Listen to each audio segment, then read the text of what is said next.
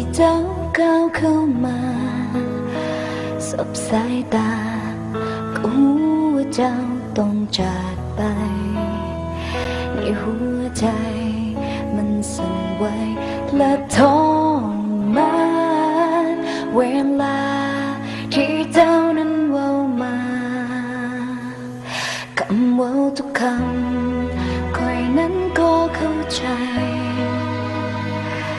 คนหักใหม่เขาเข้าใจเจ้าทุกอย่างเจ้าอ้างว่าเฮานั้นหาบ่มีทางจะเข้าใจแต่คอยเข้าใจและยอมให้เจ้าจากไปจะตัดใจจะก้าวเดินออกไปเองจะกั้นใจไม่อยากให้เจ้าต้องหันน้ำตาแต่มันก้าวขาบ่ออกมันหายใจออกยิ่งก็ยิ่งไว้เพราะว่าเจ้าต้องจากไปอยากจะขอให้เจ้าอยู่แต่ก็รู้สายไปยังทำใจไว้แต่ต้องเดินจากเจ้าไปมันจึงก้าวขาบ่ออก I always love you all the times that we were together never thought you would be gone it hurts it feels like I can't even look จะตัดใจจะก้าวเดินออกไปเองจะกั้นใจว่าอยากให้เจ้าต้องเห็นน้ำตาแต่มันก้าวขาบ่ออกมันหายใจออกยิ่งยืนไว้เพราะว่าเจ้าต้องจากไป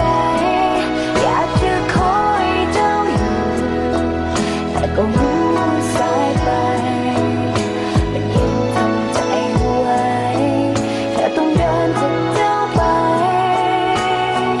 มันจึงก้าวขาบ่ออก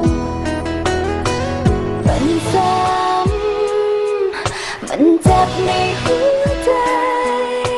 เมื่อได้รู้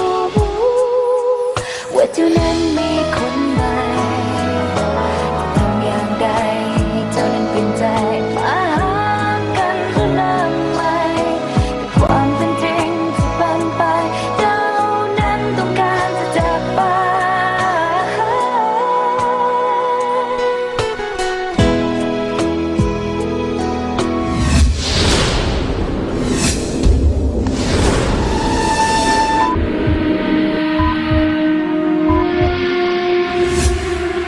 ท่านหมอเป็นเท่าไหร่ท่านหมอ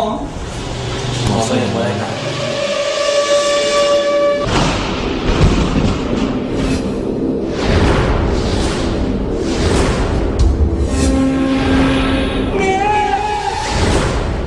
แต่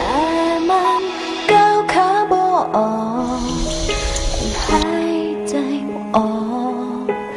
ยืนก็ยืนบ่ไหวเพราะว่าใจ